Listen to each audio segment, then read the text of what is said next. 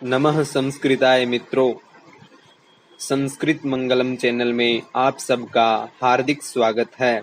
और आज मैं आपके सामने महाकवि माघ द्वारा रचित शिशुपाल वध महाकाव्य, जिसका स्थान संस्कृत के प्रसिद्ध बृहत्त्रयी नामक 3 ग्रंथों के अंदर स्थान प्राप्त है, ऐसे उस महाकाव्य के प्रथम सर्ग का सारांश मैं आपके सामने प्रस्तुत करने वाला हूँ।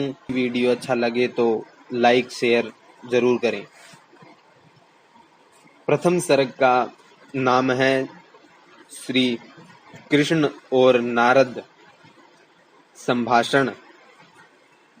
तो शुरू करते हैं बिना देरी किए हुए। तो प्रथम सर्ग में एक बार श्री कृष्ण जी द्वारकापुरी में अपने पिता वासुदेव जी के घर पर विश्राम कर रहे थे। तभी उन्हें आकाश से पृथ्वी की ओर आता हुआ एक तेज पुंज उतरता हुआ दिखाई दिया। पहले तो उन्होंने कुछ और ही उसे समझा, किंतु थोड़ी देर में जब वो अपने समीप आया तभी उन्होंने ज्ञात हुआ कि कोई शरीरधारी है। और अत्यंत निकट आने पर उन्होंने देखा कि पुरुष कृति ब्रह्मा जी के पुत्र महर्षि नारद हैं। अत्यंत निकट आने पर उन्होंने देखा कि नारद जी की जटाएं कोमल केसर के समान भूरे रंग की हैं। उनका वर्ण शरद ऋतु के चंद्र की तरह गोरा था और वे मेखला धारण किए हुए और काले रंग का मृगचर्म ओढ़े हुए थे। उनका जनेऊ स्वर्ण का था। गले में वे स्फटिक की माला धारण किए हुए थे। उनके हाथ में महती नामक वीणा विराजमान थी। और नारद जी जब श्री कृष्ण के महल में उतर गए तो उनके साथ उनको पहुंचाने के लिए जो देवता आए थे वो अपने स्वर्ग की ओर वापस लौट गए। और नारद जी को उपस्थित हुआ देखकर भगवान श्री कृष्ण ने अपने आसन पर उठ खड़े हुए और उन्हें अर्घ पूजा आदि के द्वारा नारद जी का स्वागत सत्कार किया और आसन पर उनको बैठाया। तभी नारद जी ने भी अपने कमंडल से जल निकालकर श्री कृष्ण को अभिषिक्त किया और उन्हें आशीर्वाद दिया।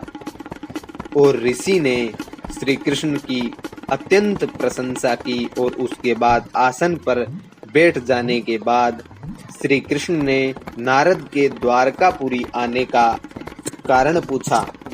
उन्होंने कहा, महर्षि वर, आपके दर्शनों से मैं कृतार्थ हो गया हूँ। आपका यहाँ पधारना मेरे गौरव का कारण है। यद्यपि आपको किसी बात की आवश्यकता नहीं है, फिर भी क्या मैं आपके यहाँ पधारने का कारण जान सकता हूँ? तो तभी श्री कृष्ण की स्तुति करने के पश्चात नारद जी ने अपना द्वारकापुरी आने का कारण बतलाया।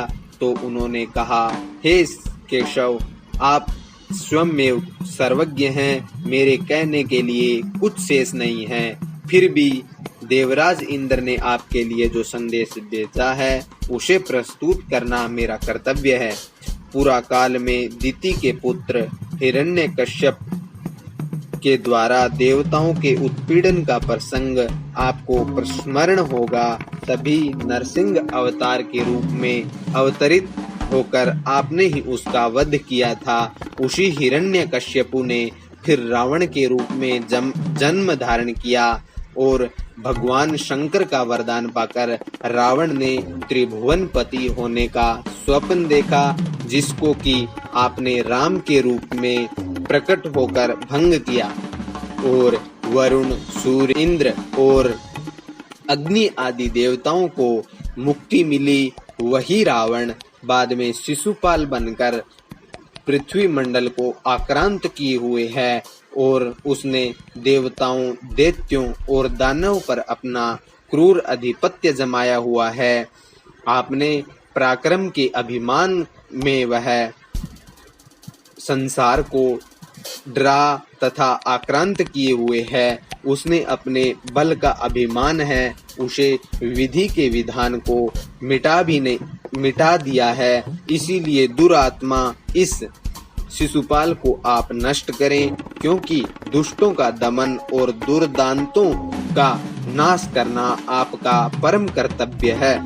नारद जी ने देवराज इंद्र का यह संदेश सुनाकर आकाश मार्ग की ओर चलने के लिए प्रस्थान किया। श्री कृष्ण ने शिशुपाल के प्रति अपनी भ्रिकुटी टेढ़ी करके नारद जी से कहा कि वैसा ही होगा।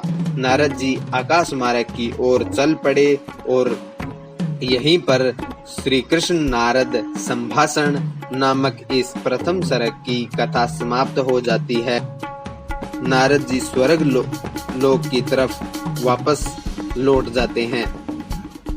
तो आपको यह सारांश अच्छा लगा होगा। यदि अच्छा लगा तो लाइक, कमेंट और शेयर जरूर करें, ताकि अन्य भाई बंधुओं को अच्छा लगे। सभी का बहुत बहुत धन्यवाद।